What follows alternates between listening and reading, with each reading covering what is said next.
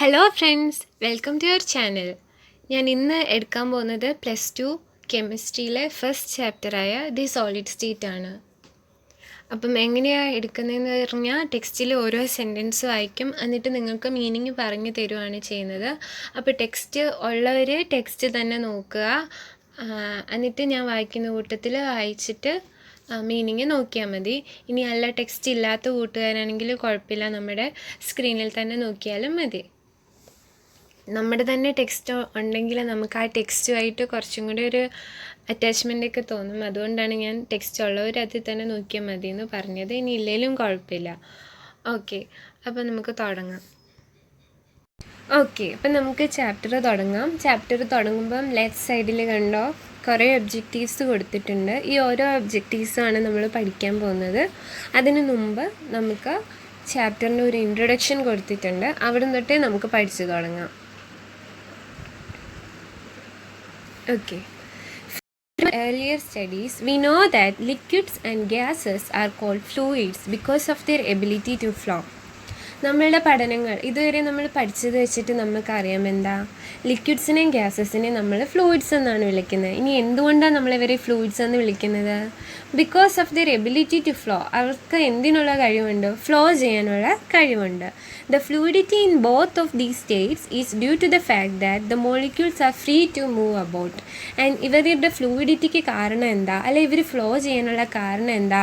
ഇവരിലെ ഓരോ മോളിക്യൂൾസും എന്താ, ഫ്രീ ആണ്. അതായത് അങ്ങോട്ടും ഇങ്ങോട്ടും മൂവ് ചെയ്യാൻ വേണ്ടി ഫ്രീ ആണ്. ഇവർ ഒരിടത്ത് ഇങ്ങനെ പിടിച്ചു വെച്ചിരിക്കുകയല്ല. ലിക്വിഡ്സ് ആയിക്കോട്ടെ ഗ്യാസസ് ആയിക്കോട്ടെ, ഇവരുടെ ഓരോ മോളിക്യൂൾസും എങ്ങനെയാണ്, ഫ്രീ ആണ്, മൂവ് ചെയ്യാൻ അവർക്ക് പറ്റും. On the contrary, the constituent particles in solids have fixed position and can only oscillate about their mean position. ഇനി ഇതിന് വിപരീതമായിട്ടാണ് നമ്മുടെ സോളിഡ്സിൻ്റെ ഓരോ പാർട്ടിക്കിൾസിനും എന്തുണ്ട്, ഒരു ഫിക്സഡ് ആയിട്ടുള്ള ഒരു പൊസിഷനുണ്ട്. ഈ ഫിക്സഡ് പൊസിഷനിൽ നിന്നുകൊണ്ട് അവർക്ക് എന്ത് ചെയ്യാൻ പറ്റും? അവർ ഫ്രീ ആയിട്ട് മൂവ് ചെയ്യാൻ പറ്റുമോ എന്ന് ചോദിച്ചാൽ ഫ്രീ ആയിട്ട് മൂവ് ചെയ്യാൻ അവർക്ക് പറ്റത്തില്ല. പക്ഷേ അവർക്ക് എന്ത് ചെയ്യാൻ പറ്റും? ഒൺലി ദേ ക്യാൻ ഓസിലേറ്റ് എന്ന് പറഞ്ഞാൽ നമുക്കറിയാം എന്താ, ഒരു സെൻറ്റർ പൊസിഷനിൽ നിന്ന് ലെഫ്റ്റിലേക്ക് പോകാം, വീണ്ടും തിരിച്ച് ആ പൊസിഷനിൽ വരാം, റൈറ്റിലേക്കും പോകാം, ആ പൊസിഷനിൽ വരാം. അതായത് അവർക്ക് ആ ഒരു പൊസിഷനിൽ നിന്നുകൊണ്ട് ഫ്രീ ആയിട്ട് വേറെ എങ്ങോട്ടും പോകാൻ പറ്റത്തില്ല, അപ്പുറത്തോട്ടും ഇപ്പുറത്തോട്ടും പോകാൻ പറ്റും, അത്രയേ ഉള്ളൂ. And this explain the rigidity in solids. ഇതാണ് എന്താ സോളിഡ്സിൻ്റെ റിജിഡിറ്റിക്ക് കാരണം. എന്താ, സോളിഡ്സിൻ്റെ പാർട്ടിക്കിൾസ് ഫ്രീ ആയിട്ട് മൂവ് ചെയ്യാൻ പറ്റത്തില്ല. These properties depend upon the nature of constituent particles and the binding forces operating between them. ഇനി ഈ ഓരോ സോളിഡ്സിൻ്റെ ഓരോ പ്രോപ്പർട്ടീസും, അതായത് റിജിഡിറ്റി അല്ലെങ്കിൽ കംപ്രസ് ചെയ്യാൻ പറ്റാത്ത ഇൻകംപ്രസിബിലിറ്റി എന്ന് പറയും, ഈ ഓരോ സോളിഡ്സിൻ്റെ ഓരോ പ്രോപ്പർട്ടിക്കും കാരണം എന്താണെന്ന് അറിയാവോ? ഇവരിലെ ഓരോ കോൺസ്റ്റിറ്റ്യൂവൻറ്റ് പാർട്ടിക്കിൾസിൻ്റെ നേച്ചർ, അതായത് ഇവരെ ഉണ്ടാക്കിയിരിക്കുന്ന ഓരോ പാർട്ടിക്കിൾസും എങ്ങനത്തെ പാർട്ടിക്കിൾസാണ്, and the binding forces operating between them. ഇനി ഈ ഓരോ പാർട്ടിക്കിൾസിൻ്റെ ഇടയിൽ എന്ത് ഫോഴ്സാണ്? നല്ല ശക്തിക്കുള്ള ഫോഴ്സാണോ അതോ കുറച്ച് വീക്കായിട്ടുള്ള ഫോഴ്സാണോ? ഇതൊക്കെ അനുസരിച്ചിട്ട് ഇവരുടെ സ്വഭാവം മാറും, പ്രോപ്പർട്ടികൾ മാറും. The correlation between the structure and properties helps in discovery of new solid material with desired properties.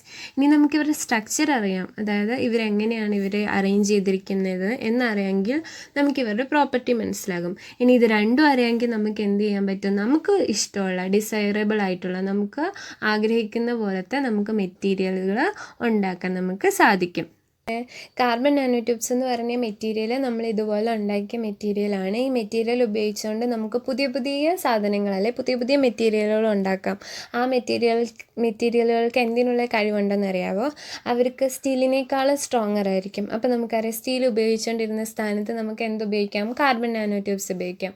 അതുപോലെ തന്നെ ലൈറ്റർ ദാൻ അലുമിനിയം ഉപയോഗിച്ചുകൊണ്ടിരുന്ന സ്ഥാനത്ത് നമുക്ക് എന്തുപയോഗിക്കാം? കാർബൺ നാനോ ട്യൂബ്സ് ഉപയോഗിക്കാം. അപ്പം അലുമിനിയം ഉപയോഗിച്ചിരുന്ന സമയത്ത് നമുക്കിപ്പോൾ ഒരു സാധനം എടുത്തുകൊണ്ട് പോകാൻ പാടായിരുന്നു.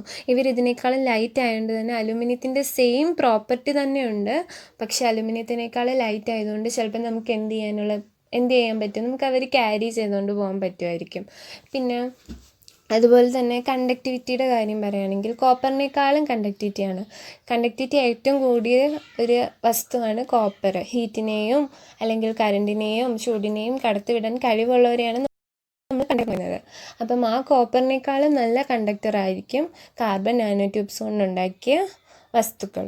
അപ്പം നമുക്ക് എന്ത് മനസ്സിലായി, നമ്മൾക്ക് ഈ ഓരോ സ്ട്രക്ചറും അല്ലെങ്കിൽ ഇതിൻ്റെ പ്രോപ്പർട്ടിയൊക്കെ വെച്ചിട്ട് നമുക്ക് എന്താ പുതിയ പുതിയ മെറ്റീരിയൽസ് ഉണ്ടാക്കാം എന്നുള്ളതിനൊരു എക്സാമ്പിളാണ് ഇവിടെ കൊടുത്തിരിക്കുന്നത്. ഇനി എന്താ expanding role in future development of science and society. ഇങ്ങനത്തെ മെറ്റീരിയലുകൾ എന്താ നമ്മുടെ വളർന്നുകൊണ്ടിരിക്കുന്ന ശാസ്ത്രത്തിനും അതുപോലെ സമൂഹത്തിലൊക്കെ ഒരു മുഖ്യ പങ്ക് വഹിക്കും ഇങ്ങനത്തെ ഓരോ മെറ്റീരിയലുകളും. Some other materials which are expected to play an important role in future are high temperature superconductors. ഇതുപോലെ തന്നെ ഫ്യൂച്ചറിൽ ഭാവിയിൽ നമുക്ക് വളരെയധികം നമ്മൾക്ക് ഉപകാരപ്പെടുമെന്ന് കരുതുന്ന കുറേ മെറ്റീരിയലുകളുടെ പേരുകളാണ് അവിടെ പറഞ്ഞിരിക്കുന്നത്. ഹൈ ടെമ്പറേച്ചർ സൂപ്പർ കണ്ടക്ടേഴ്സ് എന്ന് പറഞ്ഞാൽ നല്ല ടെമ്പറേച്ചർ കപ്പാസിറ്റി ഉള്ള സൂപ്പർ കണ്ടക്ടേഴ്സ്, നല്ല ടെമ്പറേച്ചറിൽ വർക്ക് ചെയ്യുന്ന super conductors. Magnetic material, biodegradable polymers for packaging, biocompatible solids for surgical implants etcetera. Thus the study of this state become more important in the present scenario. അപ്പം ഇന്നത്തെ ഈ ഒരു കാലഘട്ടത്തിൽ നമ്മളുടെ ഈ സോളിനെ പറ്റി പഠിക്കേണ്ട ആവശ്യകത മനസ്സിലായല്ലോ. അല്ലെങ്കിൽ എന്തിനാ കെമിസ്ട്രിയിൽ ഇങ്ങനെ ഒരു ചാപ്റ്റർ എന്ന് എല്ലാവരും ചിന്തിക്കുക അല്ലേ. അപ്പം ഇത്രയും പഠിച്ചപ്പോൾ നമുക്ക് മനസ്സിലായി കാണും. കാരണം എന്താ, ഭാവിയിലേക്ക് നമുക്ക് യൂസ്ഫുള്ളായ കുറേ സാധനങ്ങൾ നമുക്ക് എന്തിൽ നിന്നുണ്ടാക്കാം, സോളിഡ്സിൽ നിന്നുണ്ടാക്കാം. അതിനുള്ള എക്സാമ്പിളാണ് അവിടെ പറഞ്ഞിരിക്കുന്നത്. എന്താ, നല്ല ഹൈ ടെമ്പറേച്ചർ കപ്പാസിറ്റി ഉള്ള സൂപ്പർ കണ്ടക്ടേഴ്സ് ഉണ്ടാക്കാം എന്ന് പറഞ്ഞാൽ കണ്ടക്ടിവിറ്റി കൂടുതലുള്ള മെറ്റീരിയൽസ്. അതുപോലെ തന്നെ മാഗ്നറ്റിക് മെറ്റീരിയൽ ഉണ്ടാക്കാം. പിന്നെ ബയോഡിഗ്രേഡബിൾ പോളിമേഴ്സ് നമുക്കറിയാം. ഇപ്പം പ്ലാസ്റ്റിക്കൊക്കെ പോളിമറാണ്, പക്ഷേ ബയോഡിഗ്രേഡ് ചെയ്യാൻ പറ്റുന്ന, അതായത് അഴുകിപ്പോകുന്ന, ബയോളജിക്കലി അവർ ഡീഗ്രേഡ് ചെയ്യാൻ പറ്റുന്ന പോളിമേഴ്സ് നമുക്ക് ഉണ്ടാക്കാൻ സാധിക്കും. പിന്നെ അതുപോലെ ബയോകോംപ്ലിയൻ സോളിഡ് ഫോർ സർജിക്കൽ ഇംപ്ലാന്റ്സ്, അതായത് നമ്മുടെ ശരീരത്തിൽ ഇപ്പം ഒരു സർജറിയൊക്കെ നടത്തി വെച്ച് പിടിപ്പിക്കുന്ന സാധനം, അത് പിന്നെ തന്നെ അങ്ങ് നമ്മുടെ ശരീരത്തിൻ്റെ ഉള്ളിലിരുന്ന് തന്നെ അങ്ങ് അലിഞ്ഞു പോകുന്ന തരത്തിലുള്ള സോളിഡുകൾ ഉണ്ടാക്കാൻ. അതിനൊക്കെ നമ്മൾ സോളിഡ്സിനെ പറ്റി പഠിക്കേണ്ടത് ആവശ്യകതയാണ്. In this unit, we shall discuss different possible arrangement of particles resulting in several types of structures and explore why different arrangements of structural units lend different properties to solids. അപ്പോൾ ഈ യൂണിറ്റിൽ നമ്മൾ പഠിക്കാൻ പോകുന്ന കാര്യം എന്താ, പോസിബിൾ അറേഞ്ച്മെൻറ്റ് ഓഫ് പാർട്ടിക്കിൾസ്. ഓരോ പാർട്ടിക്കിൾസിനും എങ്ങനെയൊക്കെ അറേഞ്ച് നടത്താം, ഏതൊക്കെ രീതിയിൽ അവരെ അറേഞ്ച് ചെയ്ത് വെക്കാം. And resulting in several types of structures. ഓരോ അറേഞ്ച്മെൻറ്റ് കഴിയുമ്പോഴും ഓരോ സ്ട്രക്ചർ ആയിരിക്കും ഉണ്ടാവുന്നത്. And explore why different arrangements of structural unit lend different properties of solids. And ഇങ്ങനെ അറേഞ്ച് ചെയ്യുമ്പോൾ ഡിഫറെൻ്റ് ആയിട്ടുള്ള പ്രോപ്പർട്ടികളും ആയിരിക്കും അവർക്ക് ഉണ്ടാവുന്നത്. അപ്പോൾ അതിനുള്ള കാരണം എന്താ, എന്തുകൊണ്ടാണ് ഓരോ അറേഞ്ച്മെൻറ്റും വ്യത്യസ്തമാവുന്നത്, ആൻഡ് വ്യത്യസ്തമാവുമ്പം അവരുടെ പ്രോപ്പർട്ടിയും അവരുടെ സ്വഭാവവും വ്യത്യസ്തമാവുന്നത് എന്തുകൊണ്ടാണ് എന്നൊക്കെയാണ് നമ്മൾ ഈ ചാപ്റ്ററിൽ പഠിക്കുന്നത്. We will also learn how these properties get modified due to the structural imperfections or by the presence of impurities in minute amount. അതുപോലെ തന്നെ നമ്മൾ എന്തും പഠിക്കുന്നുണ്ട്, എങ്ങനെയാണ് ഇവരുടെ സാധാ സ്വഭാവം എന്തെങ്കിലും ഒരു ഇമ്പ്യൂരിറ്റി വരുമ്പോൾ അല്ലെങ്കിൽ എക്സ്ട്രാ ഒരു പാർട്ടിക്കിൾ വരുമ്പോഴോ പോകുമ്പോഴോ ഒക്കെ ഇവരുടെ പ്രോപ്പർട്ടീസ് എങ്ങനെ മാറുന്നു എന്നുള്ളത് നമ്മൾ ഈ ചാപ്റ്ററിൽ നിന്ന് നോക്കാൻ പോവാം.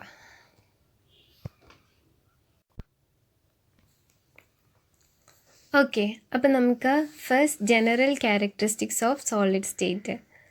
In class 11, you have learned that matter can exist in 3 states, namely solid, liquids and gases. നമ്മൾ 11th ചാപ്റ്ററിലെ സ്റ്റേറ്റ്സ് ഓഫ് മാറ്റർ എന്ന് പറഞ്ഞൊരു ചാപ്റ്റർ പഠിച്ചല്ലേ. ആ ചാപ്റ്ററിനകത്ത് നമ്മൾ പഠിച്ച കാര്യം എന്താ, ഒരു മാറ്ററിന്, ഒരു സാധനത്തിന് 3 നിലയിൽ കാണാൻ പറ്റും അല്ലേ. ഏതൊക്കെയാണ്, സോളിഡായിട്ട് കാണാം, ലിക്വിഡായിട്ട് കാണാം, ഗ്യാസായിട്ട് കാണാം. നമ്മളവിടെ പഠിച്ചൊരു മെയിൻ എക്സാമ്പിളാണ് വെള്ളം അല്ലേ. വെള്ളം 3 രൂപത്തിൽ കാണാം.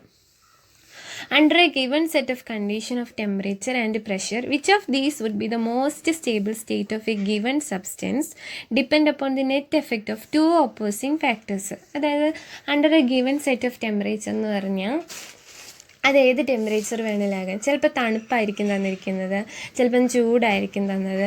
ഈ രണ്ട് ചിലപ്പം മീഡിയം ടെമ്പറേച്ചർ ആയിരിക്കും തന്നിരിക്കുന്നത്. അപ്പോൾ ഇതിൻ്റെയൊക്കെ ഈ ഓരോ ടെമ്പറേച്ചറുകളിലും അല്ലെങ്കിൽ ഈ തന്നിരിക്കുന്ന ഓരോ കണ്ടീഷനുകളിലും ഏത് രൂപത്തിലായിരിക്കും ഒരു വസ്തു കാണപ്പെടുന്നത് എന്നുള്ളത് എന്തിൻ്റെ അടിസ്ഥാനത്തിലായിരിക്കും എന്നറിയാമോ? രണ്ട് ഓപ്പോസിറ്റ് ആയിട്ടുള്ള അല്ലെങ്കിൽ രണ്ട് വിപരീതമായിട്ടുള്ള ഫാക്ടറുകളാണ് അതിന് കാരണം. ഓക്കെ, അപ്പം ഏതാണ് രണ്ട് ഫോഴ്സസ്, ഒപ്പോസിങ് ഫോഴ്സസ്?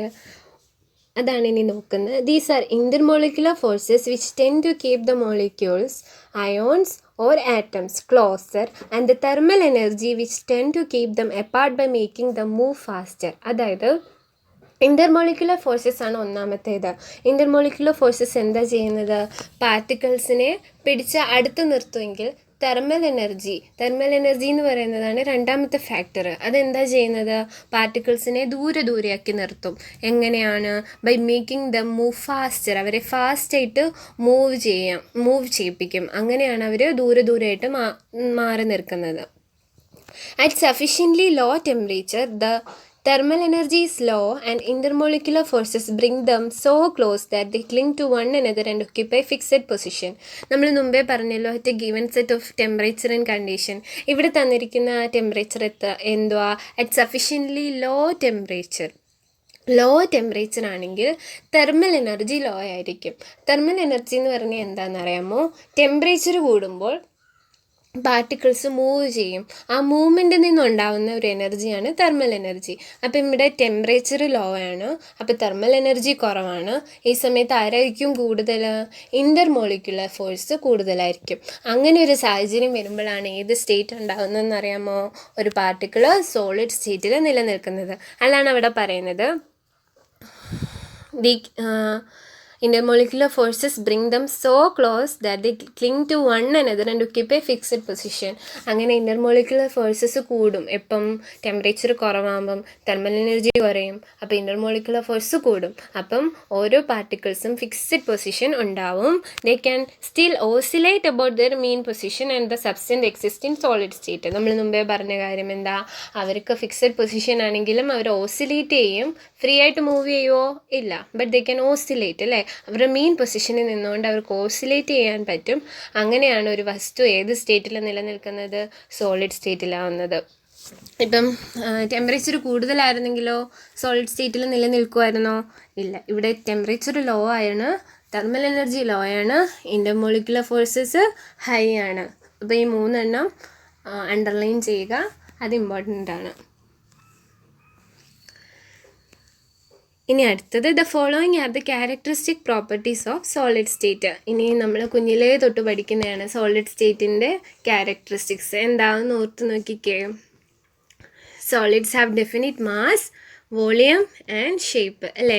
നമ്മുടെ മുന്നിലൊരു സോളിഡ് ഉണ്ട്. ഓക്കെ, നിങ്ങൾ എടുത്തിരിക്കുന്ന ടെക്സ്റ്റ് തന്നെ മതി, അല്ലെങ്കിൽ മൊബൈൽ ആയിക്കോട്ടെ, എന്താണെങ്കിലും എന്തുണ്ട്? അതിനൊരു ഡെഫിനിറ്റ് മാസ് ഉണ്ട്, അല്ലേ? നമ്മളതിനെ വെയിറ്റ് ചെയ്താൽ അത് ഇത്ര മാസ് കാണിക്കും. അതുപോലെ ഇത് ഇങ്ങനെ ആകാശത്ത് ഇങ്ങനെ നിൽക്കുവാണോ?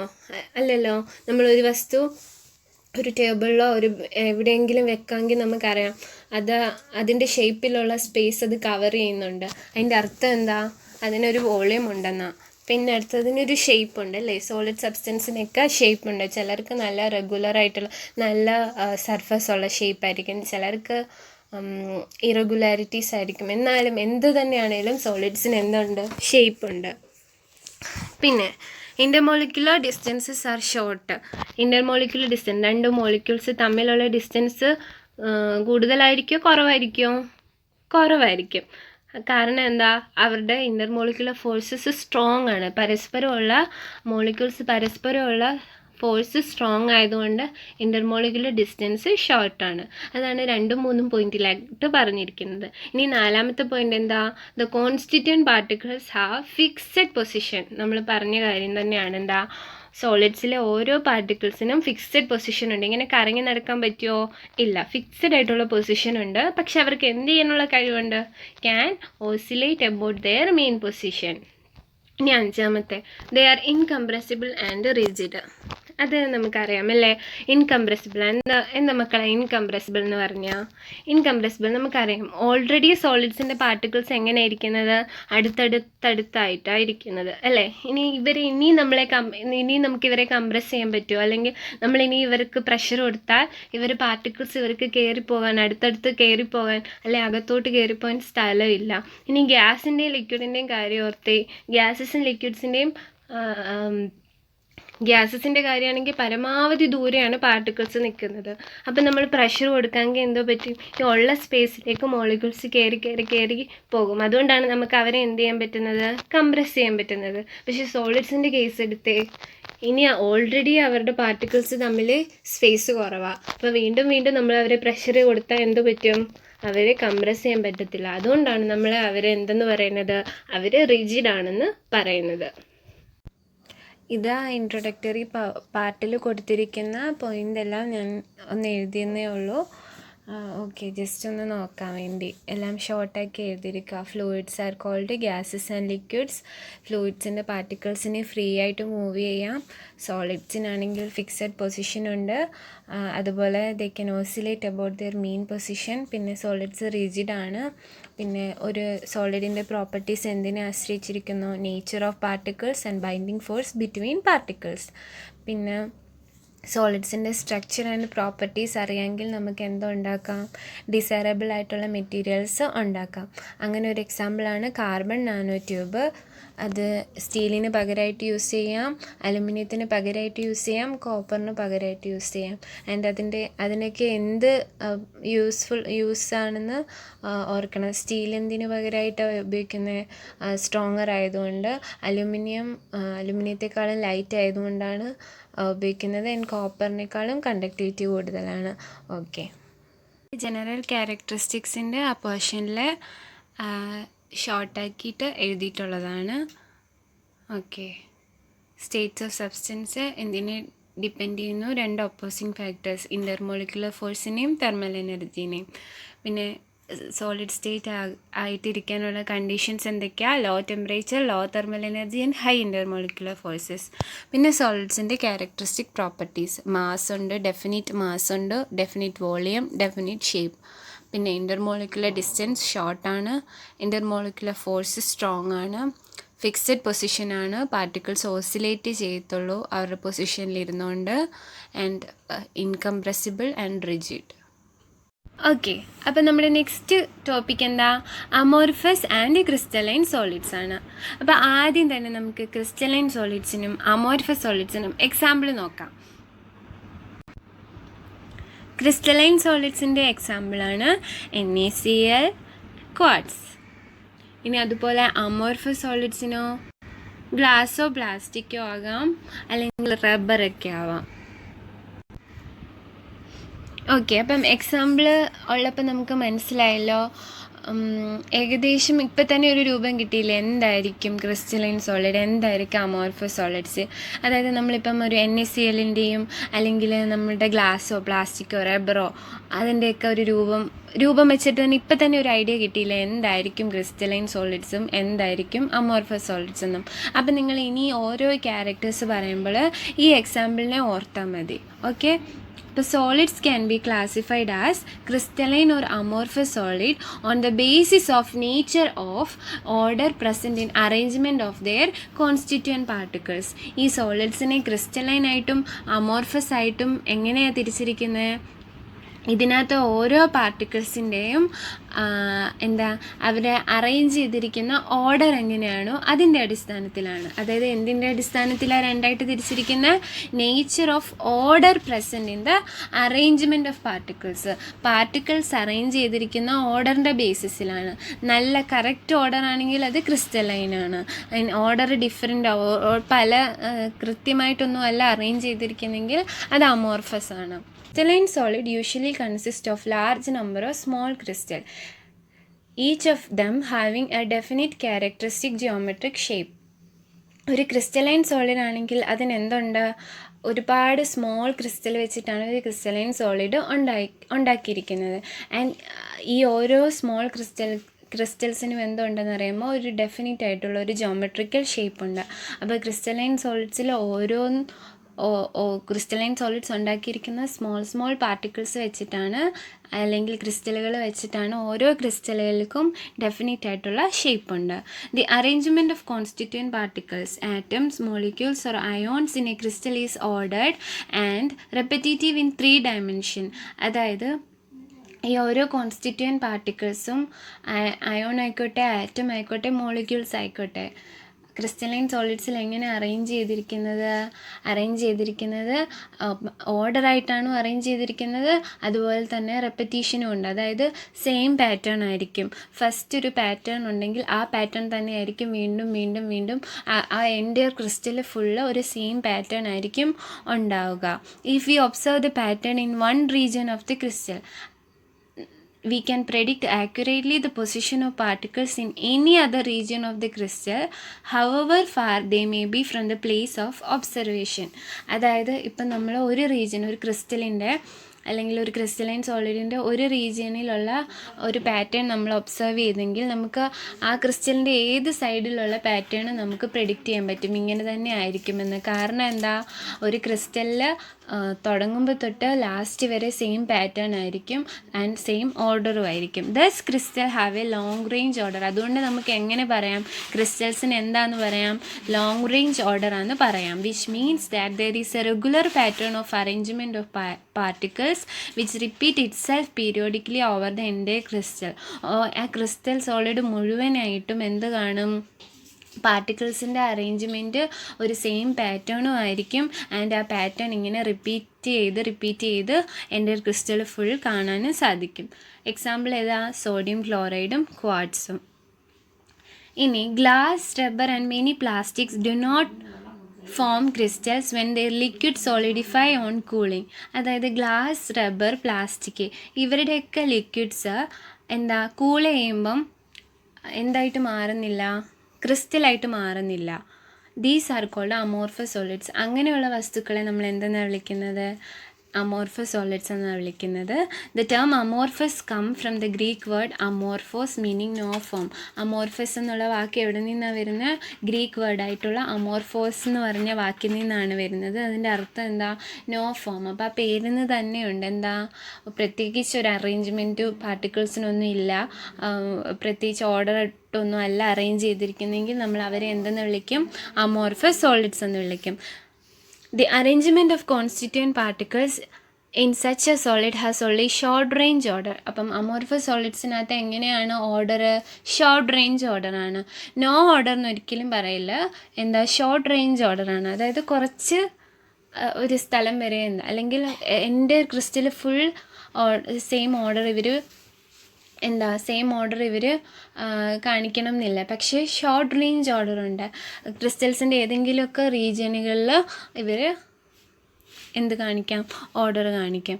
അപ്പം ഉള്ളി ഷോർട്ട് റേഞ്ച് ഓർഡറാണ് അമോർഫസ് സോളിഡ്സിന് ഉള്ളത്. In such an arrangement A regular and periodically repeating pattern is observed over short distances ഉള്ളി.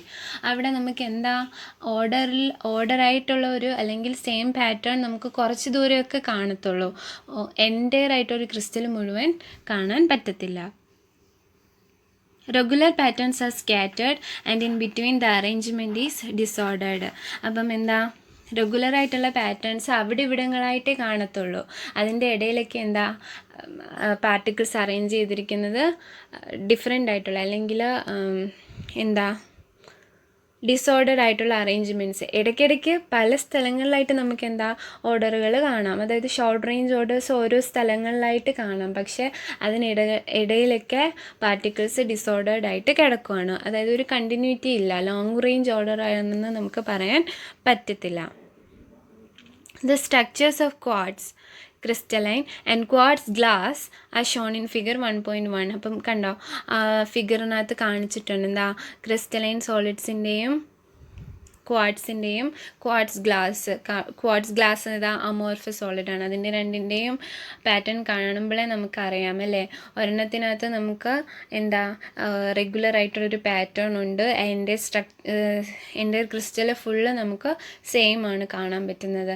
എന്നാൽ ക്വാർട്സ് ഗ്ലാസ്സിലേക്ക് നോക്കിയേ, ആ പടത്തിനകത്ത് ഫുള്ള് ഒരു കുറച്ച് സ്ഥലങ്ങളിലൊക്കെ നമുക്ക് കാണാൻ പറ്റും സെയിം പാറ്റേൺ. പക്ഷേ പിന്നെ എന്താ ഷോർട്ട് റേഞ്ച് ഓർഡറാണ്. അതായത് ഫുൾ എൻ്റെ ക്രിസ്റ്റലിൽ നമുക്ക് പാറ്റേൺ കാണാൻ ഭയങ്കര പാടാണ് amorphous സോളിഡ്സിൽ. While the two structures are almost identical, yet in the case of amorphous quartz glass there is no long range order. രണ്ടും സെയിം ആണെങ്കിലും അമോർഫസ് ക്വാർട്സ് ഗ്ലാസ്സിൽ എന്താ ഷോർട്ട് റേഞ്ച് ആണ് order. The structure of amorphous solids is similar to that of liquids. Amorphous സോളിഡ്സിൻ്റെ structure ആരുമായിട്ട് സിമിലറാണ്? ലിക്വിഡുമായിട്ട് സിമിലറാണ്. Due to the difference in arrangement of the constituent particles the two types of solids differ in their properties.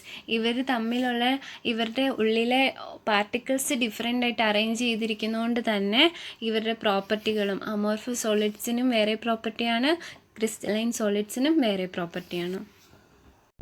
Crystalline solids have a sharp melting point. Crystalline സോളിഡ്സിന് എന്താ ഉള്ളത്? ഷാർപ്പായിരിക്കും അവരുടെ മെൽറ്റിംഗ് പോയിൻറ്റ്. ഇനി ഷാർപ്പ് മെൽറ്റിംഗ് പോയിൻ്റ് എന്ന് പറഞ്ഞാൽ എന്താ? അവരുടെ മെൽറ്റിംഗ് പോയിൻറ്റ് ഹൈ ആയിരിക്കും എന്ന്.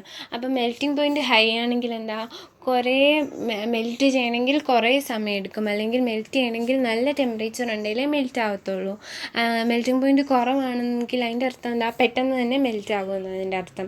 അപ്പോൾ ക്രിസ്റ്റലൈൻ സോളിഡ്സിന് നല്ല ഹൈ മെൽറ്റിംഗ് പോയിൻ്റാണ്, ഷാർപ്പാണ് അവരുടെ മെൽറ്റിംഗ് പോയിൻറ്റ്. അപ്പം എന്തായിരിക്കും അവരുടെ മെൽറ്റിംഗ് പോയിൻറ്റ് ഇത്രയും കൂടാൻ കാരണം? അതായത് അവരുടെ അറേഞ്ച്മെൻറ്റ് എങ്ങനെ, അവരുടെ ഓരോ പാർട്ടിക്കിൾസ് അറേഞ്ച് ചെയ്തിരിക്കുന്നത് നല്ല ഓർഡറായിട്ടായിരിക്കും അറേഞ്ച് ചെയ്തിരിക്കുന്നത്. അതുകൊണ്ട് തന്നെ ഓരോ പാർട്ടിക്കിൾസും തമ്മിലുള്ള ഫോഴ്സ് ബ്രേക്ക് ചെയ്യാൻ കുറേ സമയം എടുക്കും. അതുകൊണ്ടാണ് അവർക്ക് ഹൈ മെൽറ്റിംഗ് പോയിൻ്റ് ആയത്. At a characteristic temperature they melt abruptly and become liquid. ഒരു പർട്ടിക്കുലർ ടെമ്പറേച്ചർ എത്തുമ്പോൾ അവരെന്ത് ചെയ്യും? അവരും മെൽറ്റ് ചെയ്തിട്ട് ലിക്വിഡ് പോലെ ആകും. On the other hand amorphous solids often melt and start flowing over a range of temperature and can be molded and blown into various shapes. എന്നാൽ amorphous liquids ആണെങ്കിൽ അങ്ങനെയല്ല. അമോർഫസ് ലിക്വിഡ്സിന് പെട്ടെന്ന് തന്നെ അവർ melt ചെയ്യും. Temperature കുറച്ച് ചെന്നാൽ മതി, അവരെന്ത് ചെയ്യും? മെൽറ്റ് ചെയ്യും, സോഫ്റ്റനാകും. എന്നിട്ട് അവരെ നമുക്ക് പല ഡിഫറെൻറ്റ് ഷേപ്സുള്ള പാർട്ടിക്കിൾസായിട്ട് മാറ്റിയെടുക്കാൻ, അല്ലെ പല ഡിഫറെൻറ്റ് ഷേപ്പുള്ള ഒബ്ജക്റ്റായിട്ട് മാറ്റിയെടുക്കാൻ നമുക്ക് പറ്റും. പല ഒബ്ജക്റ്റിൽ നമുക്ക് അവരെ മാറ്റിയെടുക്കാൻ പറ്റും. എക്സാമ്പിളാണ് പ്ലാസ്റ്റിക് ഒരു അമോർഫസ് സോളിഡാണ്. അപ്പോൾ നമുക്കറിയാം കുറച്ച് ടെമ്പറേച്ചർ ചെല്ലുമ്പോഴേ പ്ലാസ്റ്റിക് ആണെങ്കിൽ പ്ലാസ്റ്റിക് സോഫ്റ്റനായിട്ട് പ്ലാസ്റ്റിക്കിനെ നമ്മൾ അങ്ങനെ ഒരു പ്രോപ്പർട്ടി കാരണം നമ്മൾ പല രൂപത്തിലേക്ക് ആക്കാറുണ്ട് അല്ലേ? അപ്പോൾ അതിനൊരു എക്സാമ്പിളാണ്. ഇനി amorphous solids have the same structural features as liquids and are conveniently regarded as extremely viscous liquids. Amorphous സോളിഡ്സിന് ആരെപ്പോലെ ഒരു സിമിലാരിറ്റി ഉണ്ട് സ്ട്രക്ചറിൽ. ലിക്വിഡ്സിനെ പോലെ തന്നെയാണ് അവരുടെ സ്ട്രക്ചർ ഏകദേശം. അതുകൊണ്ട് തന്നെ അവരെ എന്തെന്നാണ് വിളിക്കുന്നത്? വിസ്കസ് ലിക്വിഡ്സ് എന്ന് പറയാറുണ്ട്. വെറും ലിക്വിഡ്സ് എന്നല്ല, നല്ല കുറച്ച് തിക്നെസ് ഉള്ള ലിക്വിഡ്. അപ്പം വിസ്കസ് ലിക്വിഡ്സ് എന്ന് അവരെ വിളിക്കാറുണ്ട്. They may become crystalline at some temperature. അതുപോലെ തന്നെ അമോർഫസ് സോളിഡ്സ് ഒരു പർട്ടിക്കുലർ ടെമ്പറേച്ചർ എത്തുമ്പം ക്രിസ്റ്റലൈൻ ആകും. അതിനൊരു എക്സാമ്പിളാണ് അവിടെ കൊടുത്തിരിക്കുന്നത്. Some glass object from ancient civilization are found to become milky in appearance because of some crystallization. അതായത് പണ്ട് ഏൻഷ്യൻ സിവിലൈസേഷൻ, അതായത് പണ്ട് കാലത്തുള്ള പണ്ട് കാലത്തുള്ള ഗ്ലാസ് ഒബ്ജക്റ്റുകളൊക്കെ പരിശോധിച്ചാൽ അവരിലേക്കൊരു മിൽക്കി അപ്പിയറൻസ് കാണും. അതിൻ്റെ കാരണം ആ അമോർഫസ് ഗ്ലാസ്സിൽ അല്ലെങ്കിൽ ആ ഗ്ലാസ്സുകളിൽ നടന്നു, ക്രിസ്റ്റലൈസേഷൻ നടന്നു എന്നുള്ളതിൻ്റെ തെളിവാണ് അവരിൽ ആ ഒരു milky appearance. Like liquids amorphous solids have a tendency to flow. അതുപോലെ തന്നെ ലിക്വിഡ്സിൻ്റെ പോലെ തന്നെ അവർക്ക് സ്ട്രക്ചറുണ്ട്. അതുപോലെ തന്നെയാണ് ലിക്വിഡ്സിനെ പോലെ അമോർഫസ് സോളിഡ്സ് ഫ്ലോ ചെയ്യും. അവർക്ക് ഫ്ലോ ചെയ്യാനുള്ള ടെൻഡൻസി ഉണ്ട്. ലിക്വിഡ്സ് ഫ്ലോ ചെയ്യുന്ന പോലെ അങ്ങ് ഫാസ്റ്റായിട്ടല്ല ചെയ്യുന്നത്, ദോ വെരി സ്ലോലി, ഭയങ്കര സ്ലോ ആയിട്ട് നമുക്ക് കാണാനൊന്നും പറ്റത്തില്ല അത് ഫ്ലോ ചെയ്യുന്നത്. അത് നിങ്ങൾ പണ്ടത്തെ ഈ വീടുകൾ, പണ്ടത്തെ വീടുകളിലൊക്കെ നോക്കിയാലായിരിക്കും കാണാൻ പറ്റുന്ന ഈ ഗ്ലാസസിൻ്റെ അടി നോക്കിയാൽ മതി, വിൻഡോ ഇല്ലേ, വിൻഡോയുടെയൊക്കെ അടിഭാഗം നോക്കിയാൽ നമുക്ക് കാണാൻ പറ്റും കുറച്ച് തിക്കായിട്ടിരിക്കുന്നത് ഗ്ലാസ്. അതിൻ്റെ കാരണം എന്താ, ഈ അമോർഫസ് സോളിഡിന് ലിക്വിഡ് ഒഴുകുന്ന പോലെ ഒഴുകാനുള്ള കഴിവുണ്ട്. അപ്പം അതിങ്ങനെ ഒഴുകി ഒഴുകി ഒഴുകി താഴെ വന്ന് തിക്കായിട്ടിരിക്കുന്നതാണ് അത്. അപ്പം therefore sometime these are called pseudo solids or super cooled liquids എന്നാണ് വിളിക്കുന്നത്. ഇവരെന്താ ശരിക്കുള്ള സോളിഡായിട്ട് അല്ല വിളിക്കുന്നത്, ഫോൾസ് സോളിഡായിട്ടാണ് വിളിക്കുന്നത്. അമോർഫസ് സോളിഡ്സിനെ ഫോൾസ് സോളിഡ്സ് അല്ലെ സ്യൂഡോ സോളിഡ്സ് എന്ന് വിളിക്കും. അല്ലെങ്കിൽ എന്താ പേര് വിളിക്കുന്നത്, സൂപ്പർ കൂൾഡ് ലിക്വിഡ്സ്. അതായത് ലിക്വിഡ്സിനെ കൂൾ ചെയ്താൽ എന്താകും, സോളിഡാകും. അതുകൊണ്ട് സൂപ്പർ കൂൾഡ്, ഒരുപാട് കൂൾ ചെയ്ത ലിക്വിഡ്സ് ആയിട്ടാണ് അങ്ങനെയും വിളിക്കാറുണ്ട്. സൂപ്പർ കൂൾഡ് ലിക്വിഡ്സ് എന്നോ അല്ലെങ്കിൽ സ്യൂഡോ സോളിഡ്സ് എന്നോ ആരെയാണ് വിളിക്കുന്നത്, അമോർഫസ് സോളിഡ്സിനെ.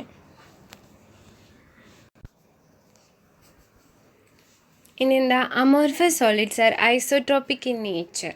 അമോർഫസ് സോളിഡ്സ് എന്താ, ഐസോട്രോപ്പിക് ആണ്. എന്തുകൊണ്ടാണ് ഐസോട്രോപ്പിക് എന്ന് പറയുന്നത്, their properties such as mechanical strength, refractive index and electrical conductivity etcetera are same in all direction. അതായത് അവരുടെ മെക്കാനിക്കൽ സ്ട്രെങ്ത്, അതായത് അവരുടെ സ്ട്രെങ്ത്, അമോർഫസ് സോളിഡുകളുടെ സ്ട്രെങ്ത്.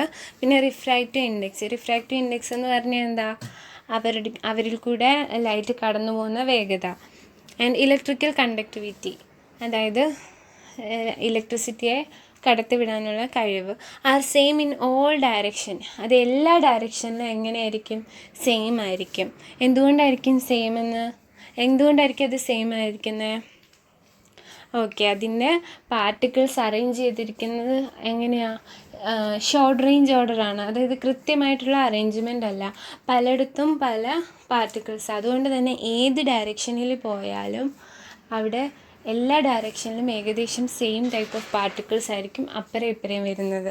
അതായത് ഓരോ ഡയറക്ഷൻ്റെ ഞാൻ ഒരു പിക്ചർ കാണിക്കും, അപ്പം നിങ്ങൾക്കത് മനസ്സിലാവും.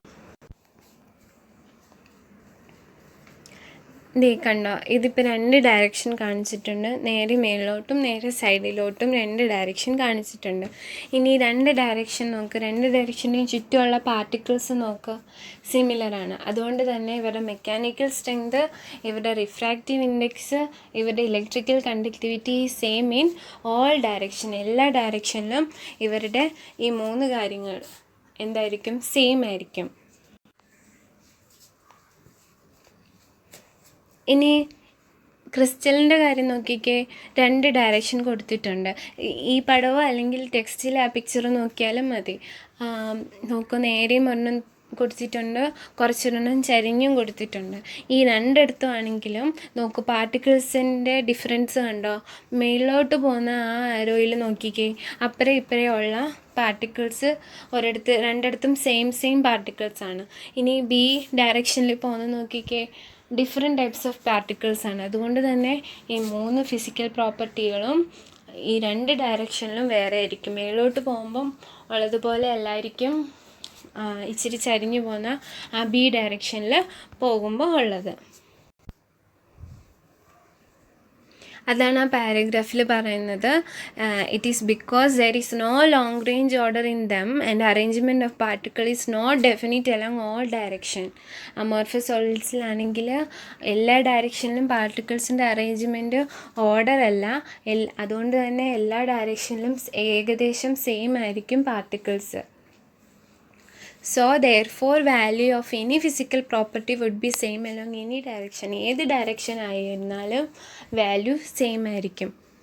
ഇനി crystalline solids are anisotropic in nature. Crystalline solids എന്താ, അനിസോട്രോപ്പിക് ആണ്. That is some of their physical properties like electrical resistance, refractive index show different values when measured along different direction in the same crystal.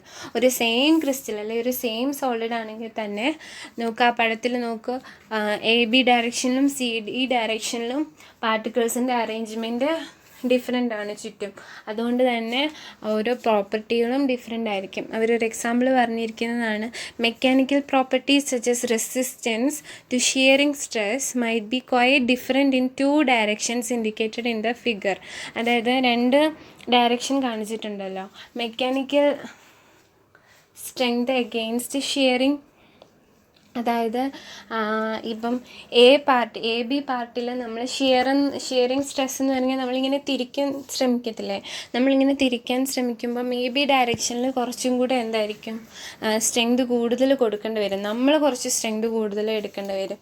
കാരണം ആ solid resist ചെയ്യുന്നത് നല്ല രീതിയിലായിരിക്കും resist ചെയ്യുന്നത്. എന്തുകൊണ്ടായിരിക്കും?